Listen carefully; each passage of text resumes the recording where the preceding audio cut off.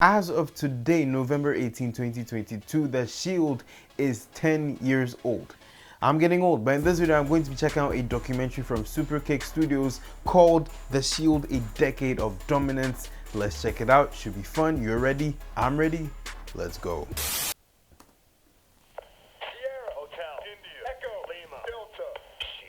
10 years, 3 performers, 3 different stories told 3 completely different ways. They fought each other, they fought the world, and they continued to fight for their name. 2012 was the year that the Shield made their debut, and it sounds weird to say now, but look at these guys. Did you think that they'd become the flag bearers of the wrestling industry? If you're saying yeah, you're probably lying. That day in November, it didn't seem very likely, but all these years later, here we stand with Seth Rollins, Jon Moxley, and Roman Reigns as the cornerstones of the wrestling business in North America, carrying their respective brands with consistency, high-level matches, complex stories, great character work, and an unmatched drive to be and remain the best.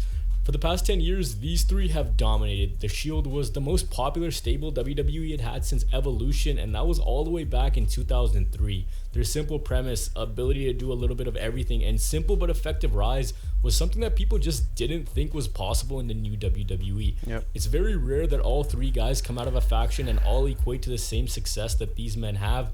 And for the past decade, the Shield has had an ironclad grip on the business, creating 3 superstars who have not only built a great legacy, but entertained us through great matches, moments, and stories which, as time goes on, just like them, become legendary. Man, it is crazy to me because the Shield is literally carrying all of professional wrestling right now. You go to Monday nights, you have Seth Rollins with the US Championship.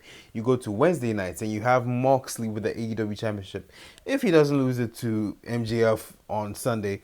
And then on Fridays, you have the Tribal Chief, head of the table, clearly the biggest dude in the building, Roman Reigns. So, yeah. This is the Shield's decade of dominance. The greatest crop of young talent to ever grace the WWE is the OVW4. 4 men whose accomplishments, mainstream reach, and overall legacy in the business speaks for itself. Batista, John Cena, Brock Lesnar, and Randy Orton were integral in shaping the WWE for 20 plus years. Now at legendary status, those 4 are also a template on how to build stars and take calculated risks to do so. WWE let them shine on their own, put them against legends, or simply just let them simmer long enough to the point where the crowd was really hungry for them to become a top star. From slow burn stories to authentically connecting with the audience to mega pushes and one guy flat out killing every legend in his path, WWE with these guys developed 4 of the biggest stars ever. But once they hit their peak, WWE struggled to create stars of a high stature, and make no mistake, they've not created stars of these 4's magnitude since. The people who watch these guys' entire career know how big they were at their peak.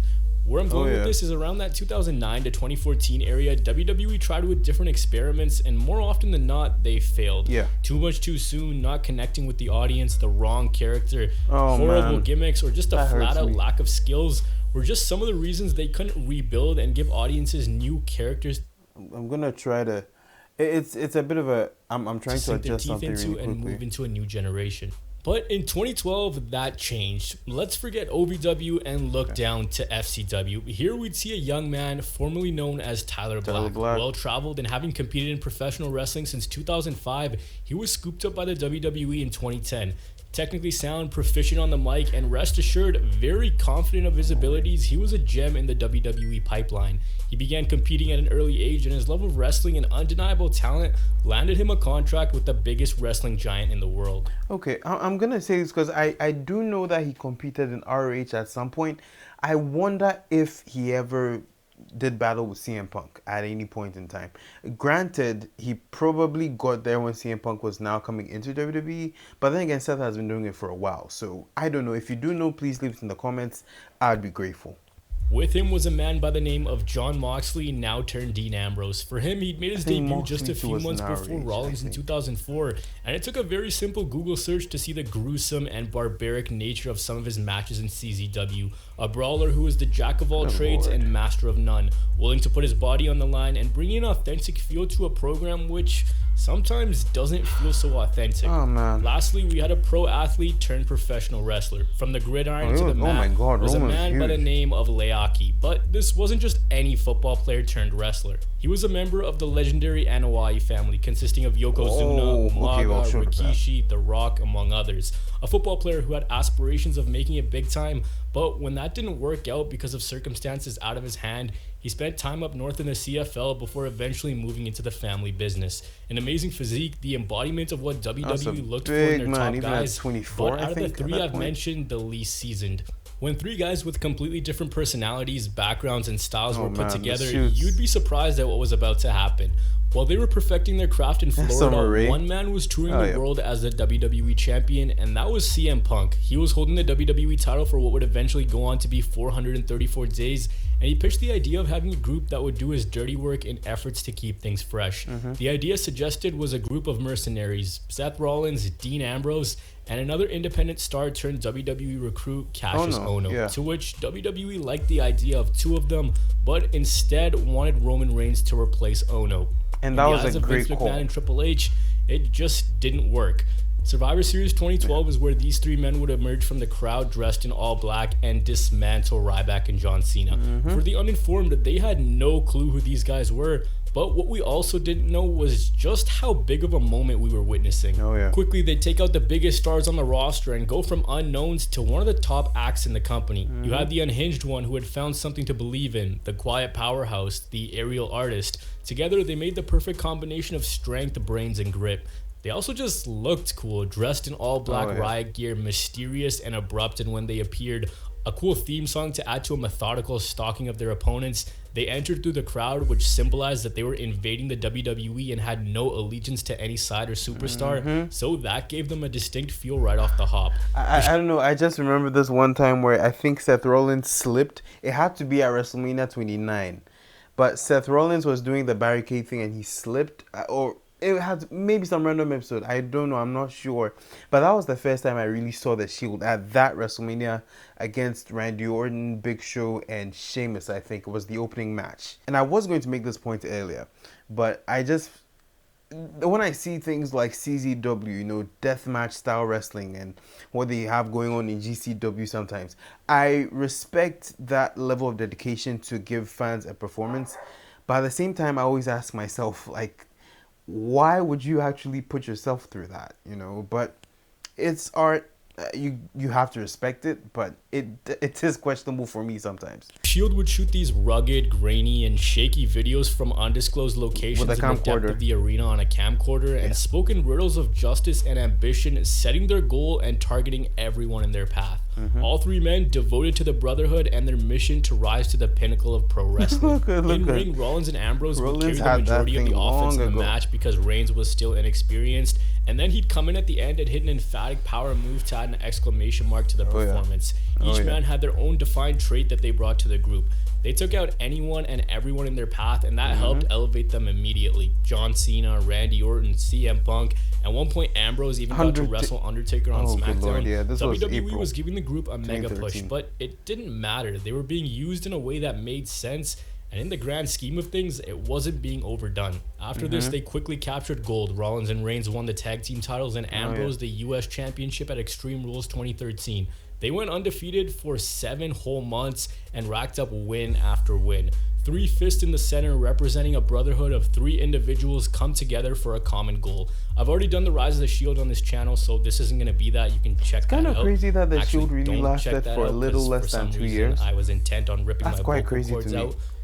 Anyways, organically, these 3 transitioned into fan favorites by WrestleMania 30 in 2014, and after this, they beat a reunited Evolution 2 straight times in 2 fantastic matches. They did so in dominant fashion. It was only fitting that the 2 biggest groups of their respective eras clashed, but just like Evolution, it was time for everyone to split and find their own path. On top of the wrestling world, having swept Evolution, we came to June 2nd, 2014, where with one swing of a chair, the Shield would come to an end. But fittingly enough, that steel chair would become a symbol, not only in their story that was going to be told over the next 10 years, but the symbol of the day the Shield died, and the pillars of the future started to create their own unique path. And what sticks out to me about that night, and this was a period of time where I wasn't watching wrestling as actively because I was in boarding school, but the fan who shouts no right before Seth hits Ambrose with the was it Ambrose or was Roman with it was Roman. hits Roman with the chair, you could hear that fan go, "No!" You know, it was heartbreaking, man. What made things so interesting was to watch all three of these guys' journey, the trials and tribulations of them being their own commodity. Dean Ambrose was a loner who had found something to love in the Shield, and he focused on the man who took everything he loved and ended it. So over the next little bit, Rollins and Ambrose focused on each other and slowly rose up the ranks. Rollins became a chicken shit heel, while Ambrose was a disgruntled brawler Very out to seek young revenge. chicken. Quite you know literally, what? the dynamic between these two was that of brothers, fighting in every I which way love you can I love that imagine, he but added when that push sort of came to edge, shove, being especially about in to the later storm. years, they'd reunite for a common goal. On the other end, Reigns quickly got catapulted into the main event to fan backlash. Wow. We all know how they rose up the ranks, Wait. but I want to take a look at something different. The Shield's The greatest 2014 strength Slimy? hasn't been their name. It hasn't been being pushed. It hasn't even been championships or matches. The Shield's greatest strength has been their ability to keep things fresh. Yeah. When things run their course or when circumstance cause them to change, all three of them have been massive innovators in the past 10 years. So let's take a look at the different iterations of each man's character. The ability to keep things fresh is so That's what I pivotal was in this hoping this business. video would And I be. want to start Like with that the he's going person there. who's changed the most. Looking at these three, it's Seth is that? Rollins. His range and actually being able to pull off whatever he brings to the table is something Rogue wrestling Rollins. fans are very appreciative of. From serious to ridiculous to how the hell did he manage to pull that off? Oh, yeah. First, the architect. Half blonde, half brunette. What Oh no, he's color almost is he's your like hair? 75 blonde now. If you know, If you not know. 90% When he was in the blonde. Authority, just being a slimy SOB, coming out here saying that he was going to paralyze Edge, putting on bangers with John Cena, Brock Lesnar, and Dean Ambrose. Then he became the WWE champion. Following his ACL tear, fans had gotten behind Rollins because he just proved that he's good. His next major change would come in the form of the Kingslayer. 3 years later, he'd been wronged in a main event match, and he naturally built momentum with the crowd. Beat Triple H at Mania and parlayed that momentum into going on a revenge tour and righting his wrongs, bringing back the group that he finished off. This move to burn it down Rollins, where the crowd was fully behind him. With Brock Lesnar in retreat with Raw's top prize, Rollins simply used his in-ring proficiency to carry the show as Intercontinental Champion. Eventually, this bled into 2019, where he'd become one of the hottest acts in the WWE. But when things went awry and he faced The Fiend in that debacle of a match, his momentum fizzled out and he started to experiment with different characters. Match always He used gives the me a fact that headache no when one I was I've listening never to him watched to it bring ever his since the new first time I saw character it. to life. This one was called the Messiah, a cult leader who was just angry at the world, angry at anyone who didn't follow his message. A slower cadence to his promo and a newfound creativity, this slowly moved into the visionary / drip god, where he dressed in over it the was crazy because the Messiah character didn't even last that. It was like what, a year and like 2 months, and it was done. Oh no, actually it wasn't a year and 2 months. So I can pinpoint. Yeah, it literally was a year and 2 months because it started in November after Survivor Series, and then ended in 2021 after just at the Royal Rumble. You know, so it was crazy. You know. the top suits, dancing his way down to the ring, hysterically laughing at everything he saw, while the fans serenaded him with his own entrance music. But he would become psychotic in the process, being overtly goofy and outlandish. He had but when push came to shove, would use tactical mind games and go where he needed to have a mental advantage on his opponent. Whether it was the use of a costume, theme music, or finding some way to troll his opponent, he, by contrast, has had the most different iterations. From this to this to this to whatever this is, and right back to this. Now, that brings us to Jon Moxley, whose premise by the WWE didn't seem like it was understood. And I say that for a reason. In The Shield, by many, he was seen as the guy who was going to become the guy. He was going to be the big breakout single star. Obviously, that didn't happen. Many times he found himself on the cusp of something before it would go south. Originally, his character was all about being reactive and spontaneous, someone who'd act in fits of rage and anger based on what happened on WWE TV, and that would lead to some pretty extreme moments, whether it was falling off the Hell in a Cell, providing comedic relief in an over-the-top way, or throwing caution to the wind in an Extreme Rules match. But while the other two were put into more prominent positions, Ambrose was always the guy who was able to make basically everything work. Yeah. For a majority of his WWE tenure, he was in the mid-card. Opposed to someone like Rollins or even Reigns, he didn't have multiple different characters that you can look into with a unique set of characteristics on each. He was just crazy scrappy guy, and that worked. First, it was the Lunatic Fringe from 2014 to 2016, where he just flat out fight whoever was in his path and never say die. The next era in his career came when he co-piloted the rise of SmackDown in 2016 as the brand's initial world champion, before again dropping down to a mid-card role. In 2018, we'd find ourselves with a Shield reunion, and he turned on Seth Rollins the night that they won the Tag Team Championships. This was the night Roman said he had leukemia.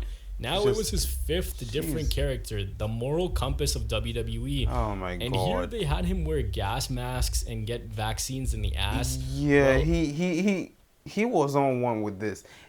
Sure, it was terrible, to see him do this, but seeing what would happen a few years later, he was onto something. Time traveler level stuff. Also, I should mention this, but the funniest thing I've probably seen him do is when he dressed up as the Mountie on like a SmackDown episode like 2017, and he's like, the Mountie always gets his man, and he makes Daniel Bryan break on camera, which is just the funniest thing ever.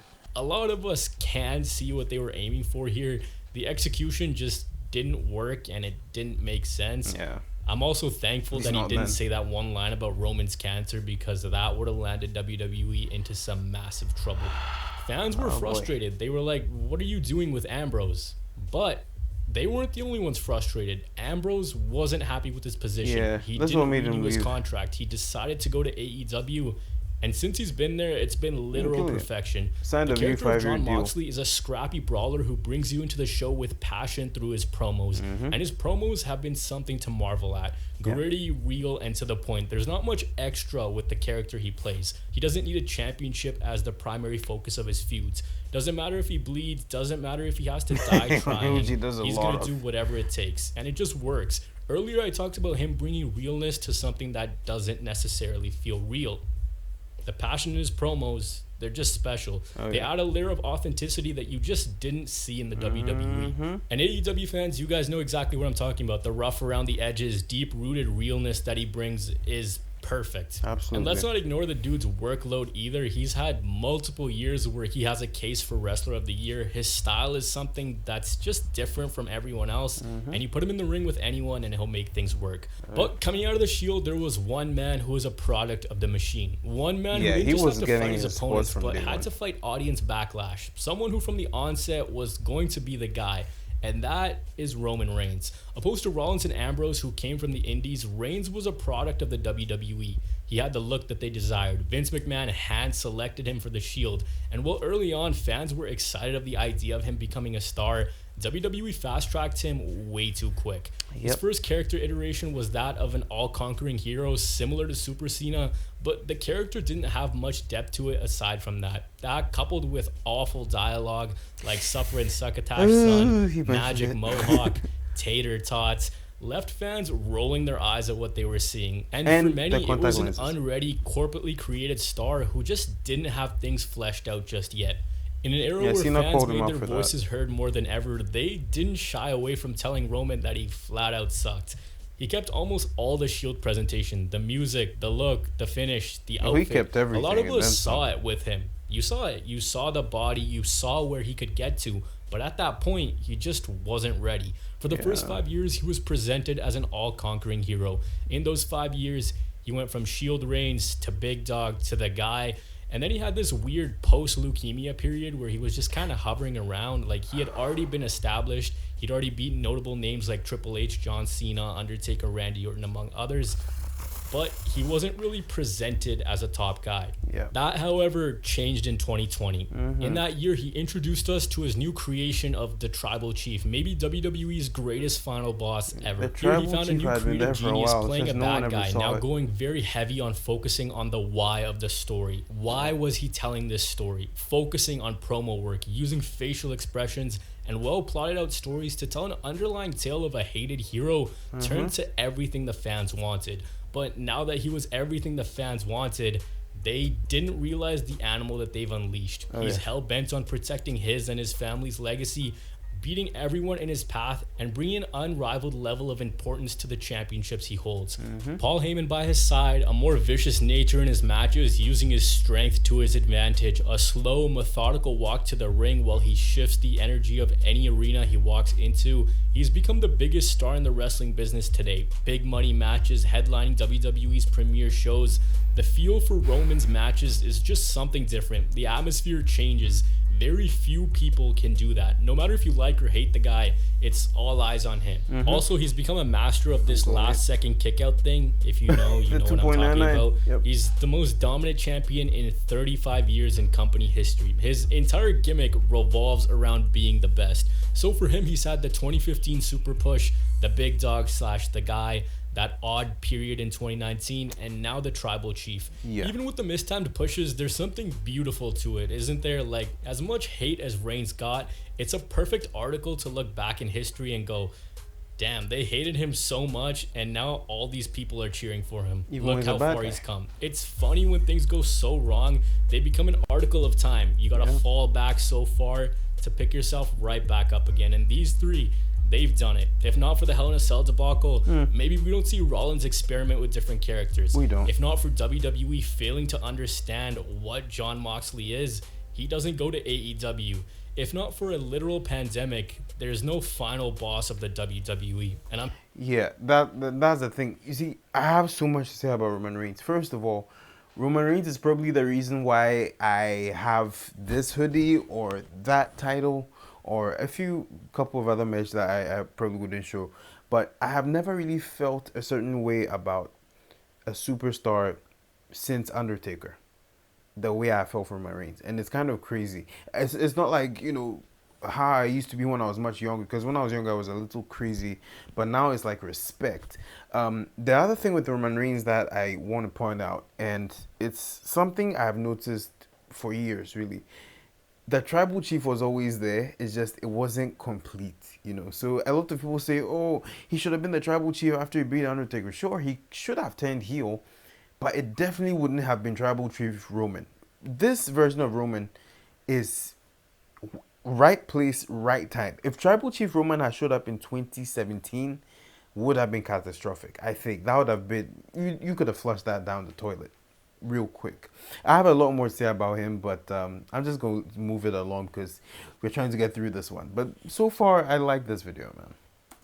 I'm serious, it did happen because of the pandemic. But for the past decade, as cool as it's been to see the different iteration of their characters, their storytelling and depth of stories is something to marvel at. Yeah. A lot of us kind of geek out over these stories, and it has been really fun to follow what WWE is showing us. Rarely does the company reward its long-term viewers. Storylines are oftentimes forgotten the following week. History is forgotten and tossed aside. And like sometimes it feels the like Brothers they of try to Destruction, spite their viewers if there were three of rather them. than reward them for watching no matter the circumstance.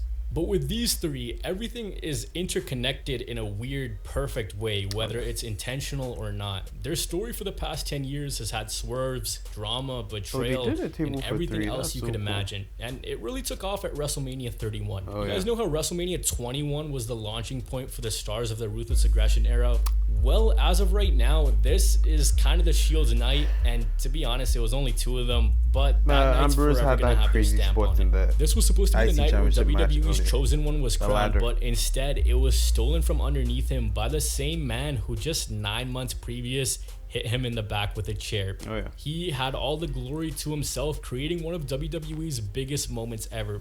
All the while these two were pushed in the main event, Ambrose was watching on from the mid-card. He was fighting for the Intercontinental He Championship took a crazy in the show bump that opener, night. and continued to do so for a while after. In a weird way, when Rollins suffered an injury later that year and the championship which Reigns was chasing was vacated, Reigns won a tournament and accomplished his ultimate goal.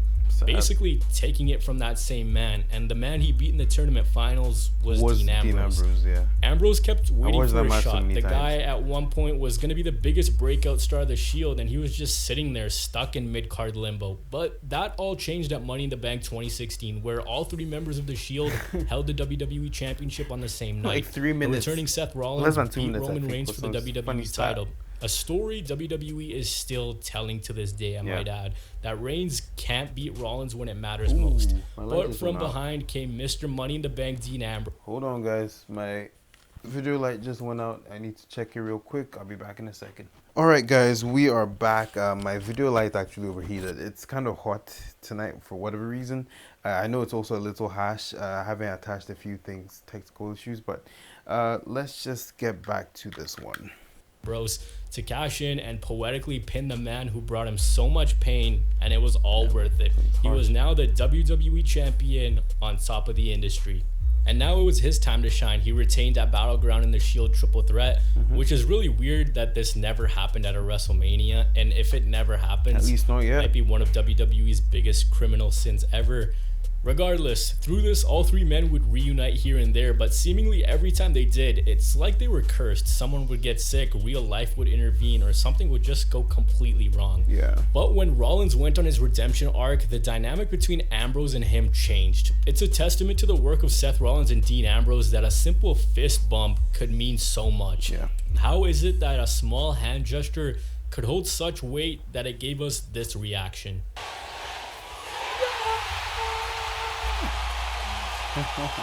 Rollins became the good guy, fighting for the people, and then Ambrose turned on Rollins the night their buddy announced his leukemia had come back. Just a few months later, after a short-lived feud between Rollins and Ambrose, they tell the story of Ambrose trying to trust both men again, and the Shield having one final goodbye. Ambrose left the company, and from here we jump to 2020 where the Tribal Chief was born. And in his lengthy reign, there were slow little hints of another Rollins and Reigns match, but it kept getting pushed off as both men would branch into other feuds. It's kind of fitting that right as it looked like they were about to face off, Rollins turned to Edge and Reigns turned to Cena, because in this generation, if you had to make a comparable to the previous one, that's probably it.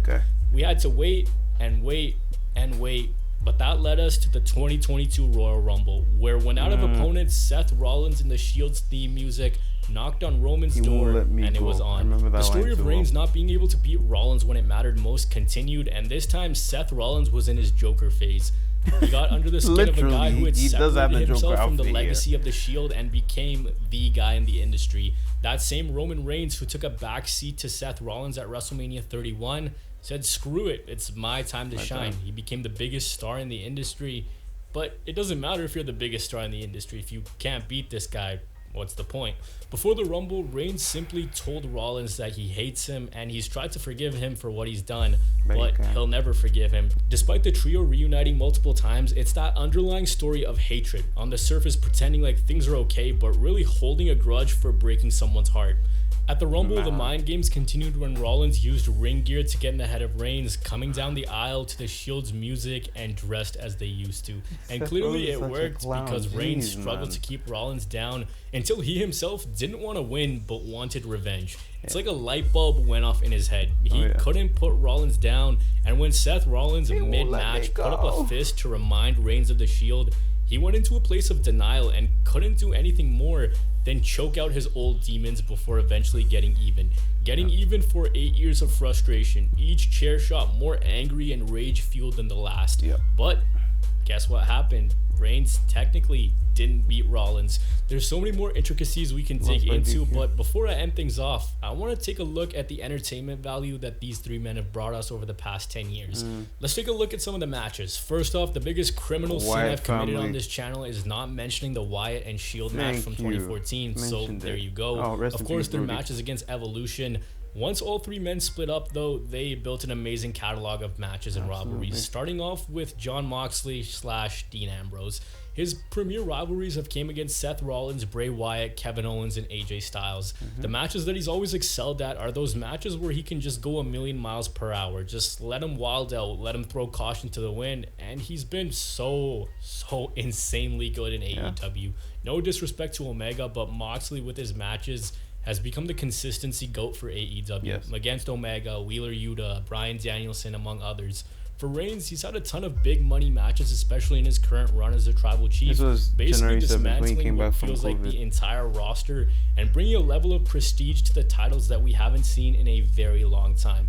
His best rivalry is against Seth Rollins because, like I said, that story has so many different intricacies. I'm going to get flamed for this one, but I think Brock Lesnar also deserves to be up there despite what many people think of the rivalry.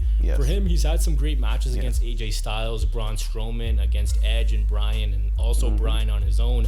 2020 inside Hell in a Cell against Jey Uso. It's not everyone's cup of tea, but I really liked it. This Brock is Lesnar probably, the Jey Uso match is probably the best, in terms of storytelling, the best match Roman Reigns has had in his 800 plus day run at this point in time, that is. If anyone were to dethrone him, if it started with Jey Uso, it has to end with Jey.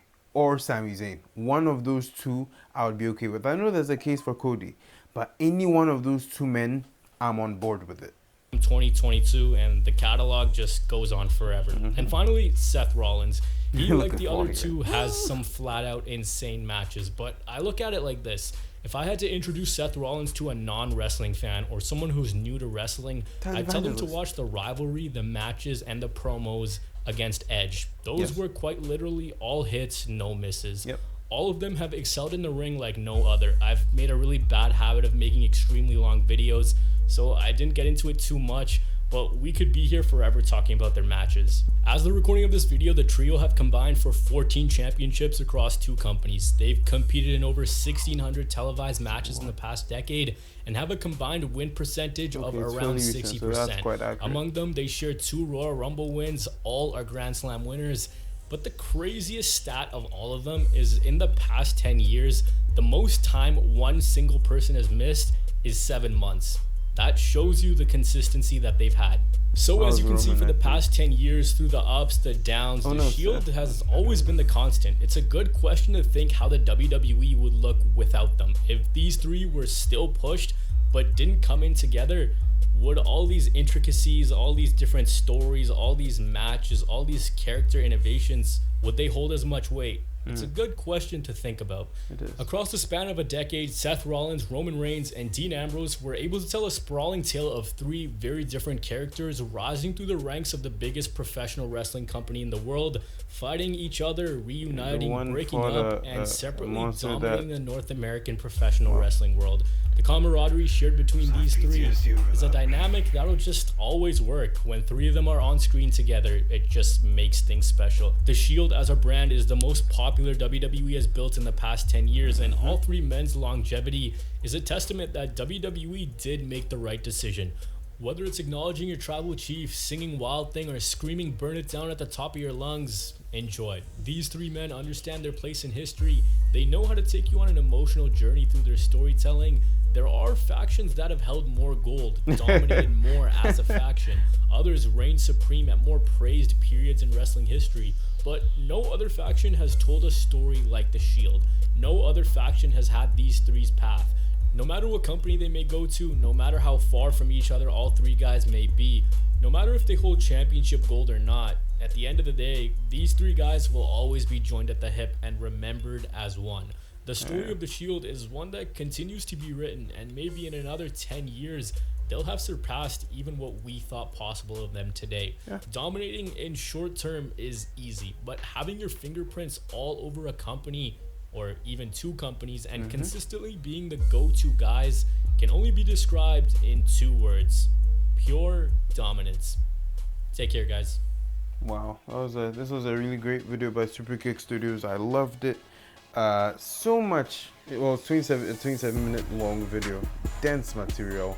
I like that he mentioned the Wyatt family Shield feud, because I only recently watched those matches, by the way. I never had the chance to watch them at the peak, and I was really impressed. The Elimination Chamber 2014 match, I saw the defense they had against the Rhodes brothers, the Goldust and Cody, at Payback 2013 or 14, I can't remember. I saw that match, I loved it. Anyway, that's going to be it for me. This has been fun.